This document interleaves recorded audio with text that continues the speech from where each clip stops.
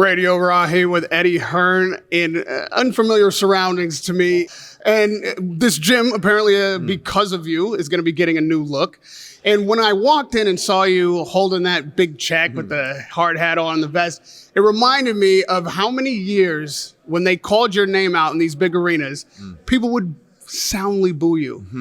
And even then I couldn't understand it, but I was kind of new to England. I was like, oh, why do they do this to this guy?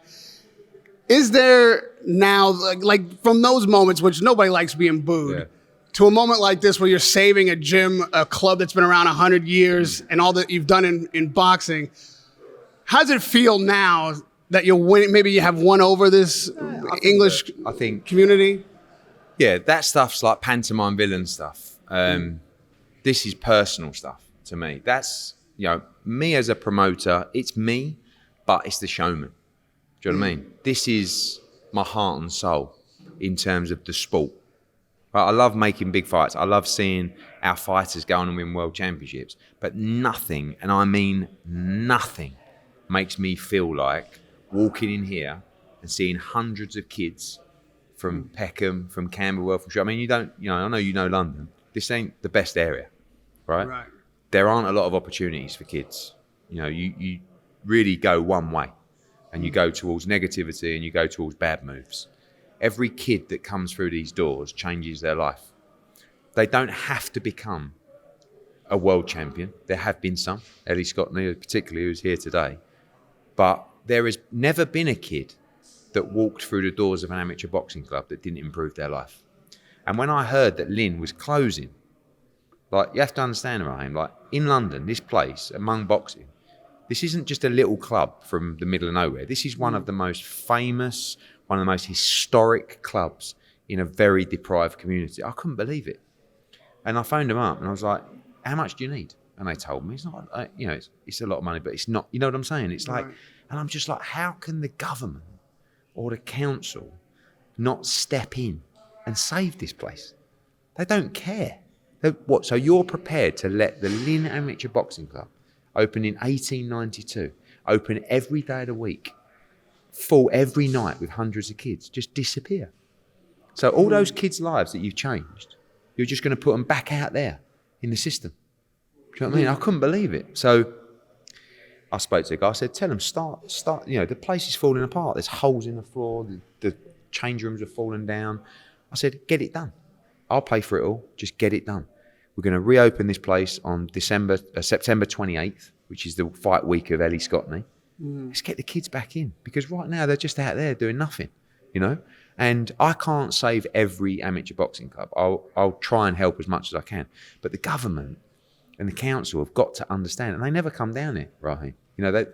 All it takes is for people to come down and speak to the kids, speak to Ellie Scottney about what this place did for her. Speak to Anthony Joshua about what Finchley ABC did for him. It really frustrates me. So this is just more of a personal crusade.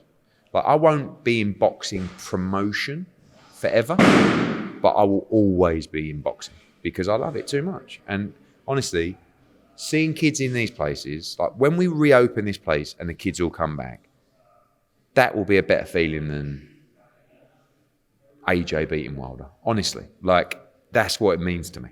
So, mind you, actually, that might be. But I'm passionate about it, and I just feel like we should all help where we can. Boxing has always been a poor man's sport, as they say, and you didn't come from poor background, and I think maybe part of understanding the culture in England now, and the idea of the miser, you're on top of the big show, and you're always putting on the huge event, and they just assume that you're a greedy guy that's taking the money from the fighters and all this stuff. How important is it to you to, like you say, you are a showman, but you're the lead really promoter in this country, especially, to put forward a different image of what a promoter is in the sport and what it means to, we talk about what it is to be a good champion all the time. What is it to be a good promoter and a good custodian of the sport? I think that if you worry too much what people think about you, you're really never going to be mentally secure or sound. As you get older, you really care less. When I was in my 20s, I really used to worry what people thought about me. I wanted to look good and I was a little bit overweight and a lot of things that that happen to you in later life, you start to realise a lot of that come from your youth and the way you were brought up, and do you know what I mean? Like, and I know this is really random, but like yourself, Rahim, I'm undergoing a little bit of a health kick at the moment, and my trainer said to me this morning, what do you want to get out of this? And I was like, I want to look really good in a pair of swimming trunks, right? And he's like, wow, that's really honest. I went, yeah, but as you get older, you become more honest because you don't care what people think, right? And the reality is, and I don't mind saying it because I think it's good for younger people to understand, when I was in my teens and when I was in my 20s, I was overweight. Now, you wouldn't look at me and go, God, look, he's a big guy. But I was fat, right? And I was probably quite conscious about that as well. And like I would go away to on all the boys' holidays and I would say, right, you got 3 months. Let's try and get into shape to look good in a pair. And I've never done it. I've never been in shape. So now it's just like, it's probably, I'm not going to say it's eaten me up, you know what I mean? But I know now, I look back and go, well, you never actually looked in the mirror, did you, with a pair of trunks on and go, fucking yes. And that's what I want now. So life just changes as you get older. And, it's like, probably 2 or 3 years ago, you probably would have seen me come down here today in a 3-piece suit. You know what I mean? And I'm in a pair of shorts and t-shirt, but I don't care. And life, so I don't say you shouldn't care about things, but life is better when you don't care as much. That's when you really start enjoying it because you actually you just say it is what it is. Do you know what I mean? Yeah. I don't know, but... Okay, so because I was never an athlete in competition, right? Like, you've never been an athlete in competition, always talk sports, been in sports to, for the sake of staying fit. But as I get older, right, it is important to me to maintain some type of youthful presence, to look good, to feel good. I feel like when you talk about working out, people need to be more honest, right? And go... Like he said to me, he goes, you don't have a sunbed because you want to get some vitamin D. You want to get it so you get a tan, you look good. Right? And training, it's the same. Like there's nothing wrong with that. You should train to stay healthy and to give yourself longevity and to have more energy for your work and your kids and whatever it is. But the main thing is, if you look good, if you look in that mirror and you like the version of yourself, inside and out, mentally, you're in a great place. Do you know what I mean? So that's what people have got to understand. And that goes back, by the way, to these places as well. Because as much as these places can teach discipline and respect and manners, they can also get you fit. And there's a lot of kids at the moment that are struggling, who are obese, who are not training enough, they're sitting at home on their phones. And part of that mindset is we have to get kids out exercising. Do you know what I mean? Because even my kids, I say to my kids, get up off the phone. Come on, let's go to the gym. Let's do this. Let's do that. If not, they're only going one way. So I'm glad that we've established that we both have a huge ego, Rahim. Vanity is and we're propelling. Both unbelievably vain. And we're both in the gym to basically look good in a pair of shorts. As we watch ourselves on these cameras age and, the years go on, you can't help but take note, right? And you talk about these kids that you have to help get in the gym that'll go a different way, but the kind of people who were kids who are promoted by you now were motivated then. They were the ones that are in the sport and they were in great condition their whole lives. They've been competing. They have cared about every little thing to get to the accomplishments that they have.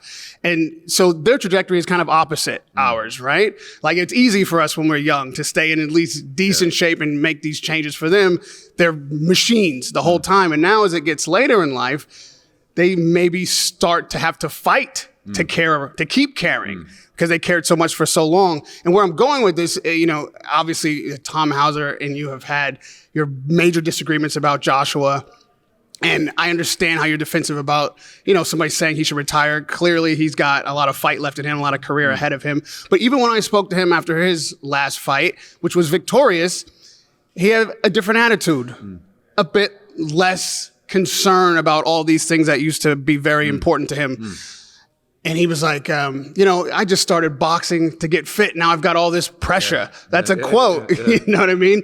I talked about in the interview how much he can be a hero to people and some of the people look up to it. And he's just like, what do I care about that for anymore? Like that doesn't even matter to me.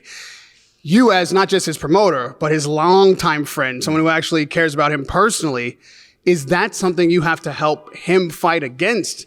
Maybe not. I think that a lot of the time when Josh speaks to the cameras, especially after a fight, he's quite emotional and he doesn't always speak the same as he would speak when he was chilled out and reflecting on life. Like, I think he's very proud of the job that he's done, but I feel like he also is disappointed that maybe he's never really got the credit as a fighter and also as an ambassador.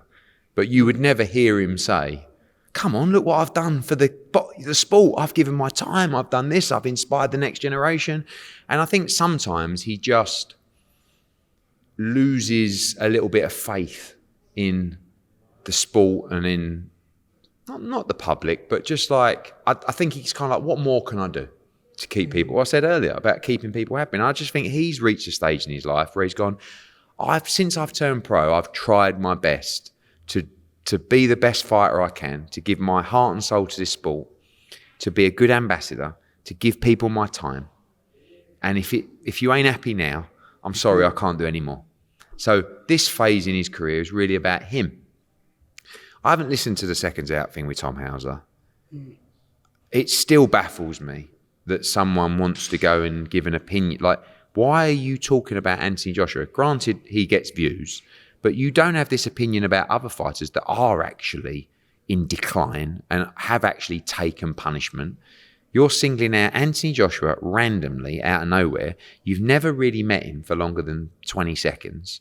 You've never had a conversation with him. You've never been to a training session. You've never watched a spar. And you're giving all this opinion about this man's career. And I get it. He's from the media. He's got a right to write whatever he wants. But it's just weird. Like, because I see a man who has changed his style. He's training harder than he's ever trained before. He's more determined than he's ever trained before. He's enjoying his boxing more than he's ever enjoyed before.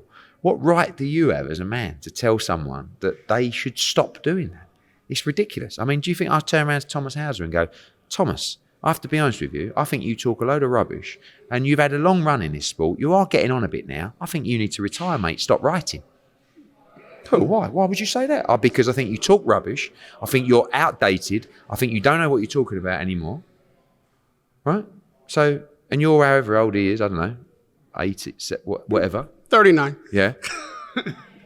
You should be retiring. Not Anthony Joshua. Do you know what I'm saying? But like, it's just bizarre. It's a weird world where you can single out, without even knowing him. It's not like I've known him for a long time. I've watched him spar. I've seen him in the gym. He doesn't quite look as sharp. Like, it's just randomly gone, he should retire. It's like, but anyway, that's Thomas Hauser. So I think AJ's just in a stage now where he's really enjoying his work.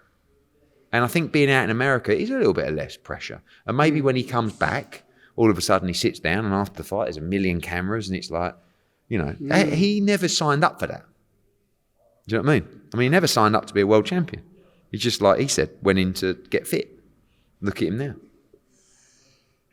It would surprise people to hear that he's enjoying boxing more now than ever. Because as you said, I only speak to him as a media member. It doesn't come across that way. And then but what you're getting it confused with, you're getting it confused with him speaking to the media, right? He doesn't really want to speak to the media, Rahim. Doesn't not like you. Doesn't not like, he's tired of he just wants to fight. He just wants to train.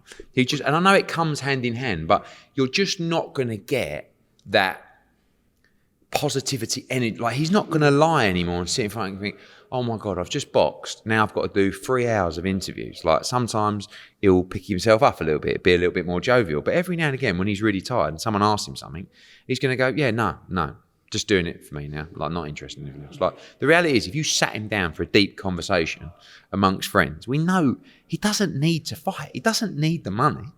He's just doing it because he loves it. And it's his life and he's enjoying it. Do you know what I mean? And the moment that this is where I get offended by people like Hauser, because when I see it and I see everything, I'll be the one. as well. Whenever I think it's time for him to retire, I will sit down with him and go, whether it is or not, I have to give my opinion. I think it's time, mate. Not now. Not coming off the back of 2 wins with a new trainer, looking good in training, physically sound, not taking any punishment. I mean, he's had 2 fights. They've hardly landed a shot on him in 2 fights. Do you know what I mean? But yeah, we'll see. I guess, even in the ring after the fights, you're right. It's not the guy that we... He does feel the pressure. And I think he does get emotional after fights. I've definitely noticed that. We've all seen it, It puts a lot of pressure on himself. I think if I'm honest, I think that's where it all comes from. He puts a lot of pressure on himself to perform because he wants it so bad. And I've seen something like this. At least that's the way it reminds me when I remember Triple G trying to make the Canelo fight and the whole long story of the final 3 fights that they had. But I saw him get disillusioned about the business of boxing, if you would. Now that Joshua, we're expecting Deontay Wilder again. There was a time when it would have been undisputed. Now I'm reading, and again, I know that you always smirk when I say I read something, because it had to be true. I was on the internet. That these talks have broken down, that the conversation of Wilder, Joshua is now, or Joshua Wilder, whatever, is not any longer a guaranteed deal that's been made. Maybe these conversations aren't ongoing. First of all, is that actually the case? No, I mean, they definitely haven't broken down. They've slowed. And that was my comment. It is slow. I mean, don't forget that we've agreed now our terms for this fight. And so has Deontay Wilder. But until we have a contract, and until that process is secured, there won't be a fight. So in the past, when I've dealt with certain people and they've told us a deal is done, a deal is done. There are some, internal movements in boxing in Saudi and stuff like that. And you're talking about a lot of money as well. Someone said to me the other day, what's the hold up? It's a huge deal. And it's not, these processes have to go through, the Sports Council or the Tourism Council or the Royal Courts or whatever it is. And when AJ decided to fight in August, it was down tools time till that fight was over. That fight's over. And it's definitely not moved as quickly as I would like it to. Do I think the fight will happen? Yes, I do actually. Will it happen in January? Or will it be February? Or will it be March? I don't know. But we will get to a point. AJ's, going back to my conversation, he's enjoying the activity. And he wants to fight. He doesn't want to wait till March or whenever. He's ready to fight in December. So we've just got to decide over the next 2 or 3 weeks, is that Wilder fight happening in January? Or are we fighting in December and then making, and then I heard the stuff about Tony Bellew saying about, the Fury AJ negotiations are back up and running. Not really. There's probably been a conversation to say, do we just do that one? And the answer is maybe. We'll be up for that as well.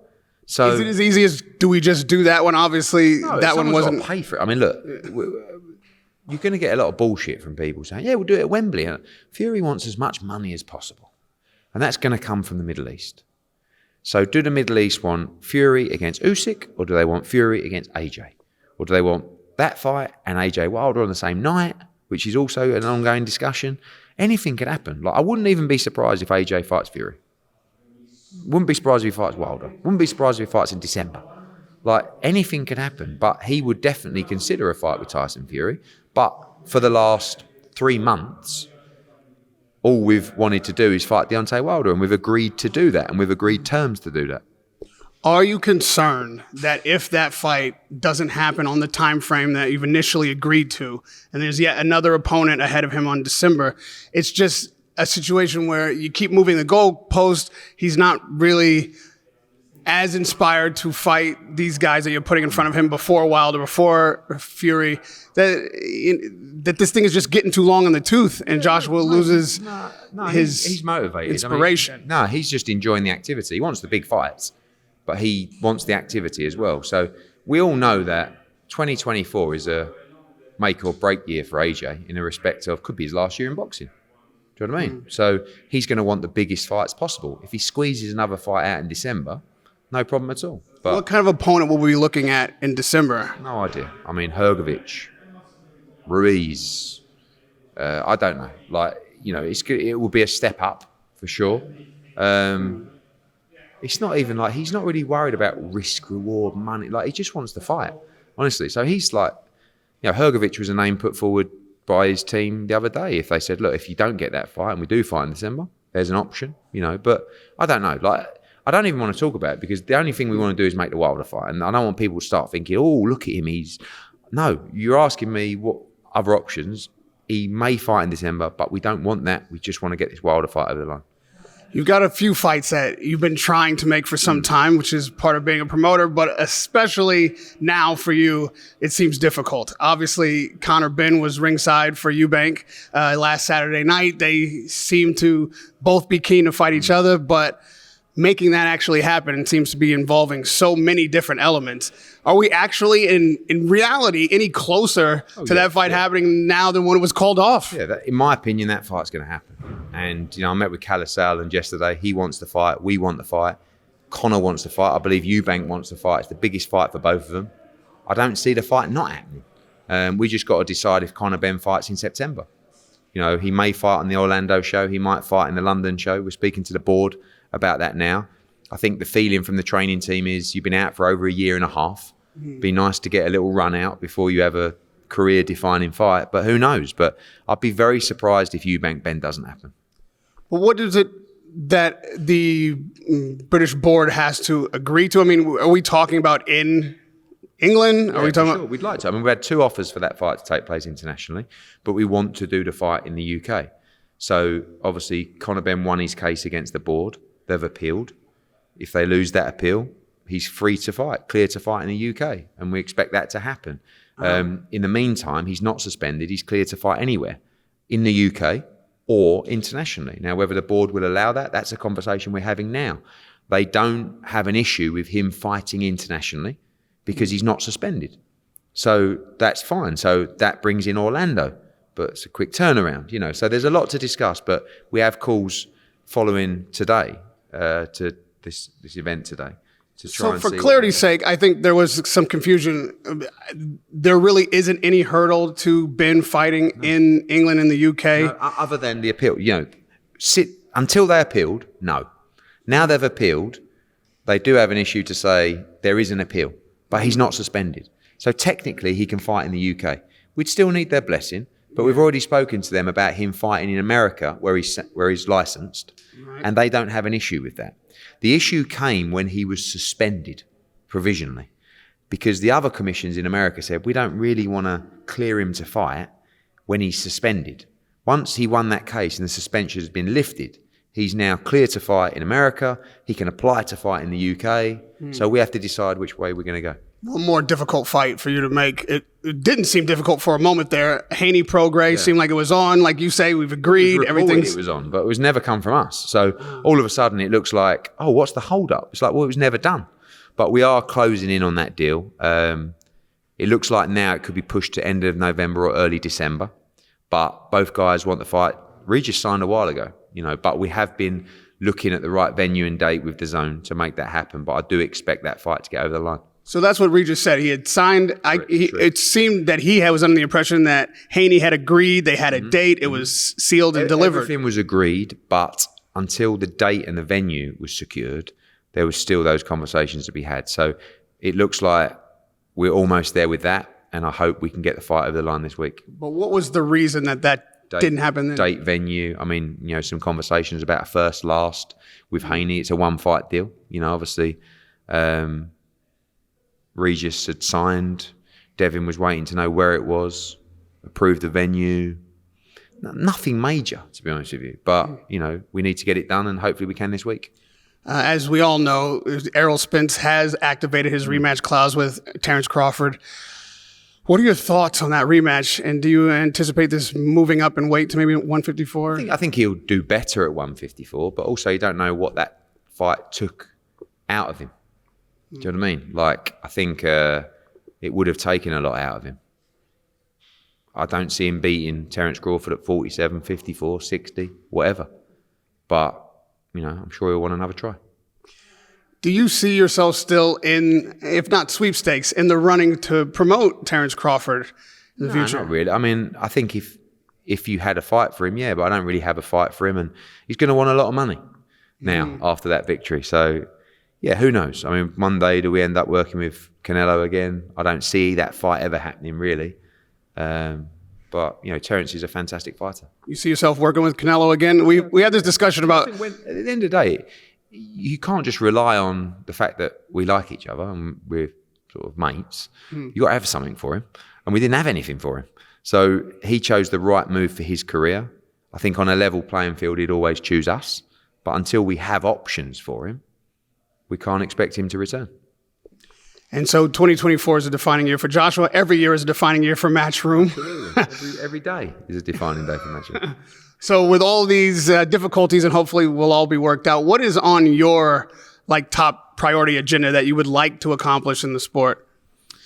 Consistency, really. I love going to new territories. I love traveling. I love, seeing a sport grow in different countries. I mean, look, next week, we're in Mexico. We're in Tijuana for Mexico Independence Weekend with Angel Fierro. The week after, we're doing our first show in Orlando. The week after, we've got the Australian world champion fighting Jordan Thompson at Wembley for the world title. The week after that, we've got Lee Wood against Josh Warrington in a massive all-British fight for the world title. Then we've got Catterall against Linares. Then we've got a huge show in Mexico we're about to announce tomorrow. Then we've got a show in Monaco. Then we got a show in, looks like Newcastle. Then we're back in LA for Pacheco. Then we've probably got Haney Prograis. Then we've probably got Ben Eubank back in the UK. Then we've got Sonny Edwards against Bam Bam. So it's like, from next week, we don't really have a week off. Eddie, that's what drives me. That was a softball. I thought you were going to say you were going to clean up the sport in boxing from PEDs and drug testing. Yeah, well, obviously, we're the only one that's trying. No one else is asking any other promoters, what are you doing? It's just, you come to Matchroom and say, what are you guys going to do? It's like, we're spending money to make sure there's more and more testing. And that's the only way. But unfortunately, you're going to see adverse findings because of the level of testing that we're operating at. In the reality, is there a way to have some uniform testing, being that the promoters are different, countries can be different, even from state to state, the regulations can be different? The biggest problem you have in America is it's state governed, which is actually a problem you have in your whole country. The British Boxing Board of Control, the governing body for the UK, and they make all the decisions, right or wrong. And that's much better than Liverpool making a decision and Newcastle making a decision. It's bizarre. So it's very difficult to get a body of support from all the states. But what I want more than anything is just a process that that it's like someone's failed a drugs test. This is what we do. And shout out to New York State Athletic Commission, because with the Cusimano incident, which is their testing, they wrote to us and said, this has happened. Just wanted to let you know. We're dealing with it. This is the process. And see you later. I went, great. We can't deal with it. But what we can do is pay for testing to make sure the sport is as safe as possible. I mean, this is the last issue, but it's an important one because at this point, if you're spearheading that, I don't know that you'll get states to agree, even countries to agree, but could you be the one in the forefront to get promoters to agree, like the fighters and promoters? I don't agree with anything from me. I think we're going to put pressure on, because I'm going to be saying to all the promoters in the UK, every show, because I'm paying for VADA testing now for all shows. It's costing me a lot of money. I'm sending money left, right and centre. Are you doing it? You had to see it last week, Smith Eubank. No, we're not, because UCAD are testing. They tested Chris Eubank once on fight week. So how dangerous that is. Because they didn't want to spend $30,000 to implement VADA testing on a pay-per-view show. So don't moan at me. You know what I mean? I'm paying it every week. So make sure you do the same. Well, I appreciate that time, and I support that mission.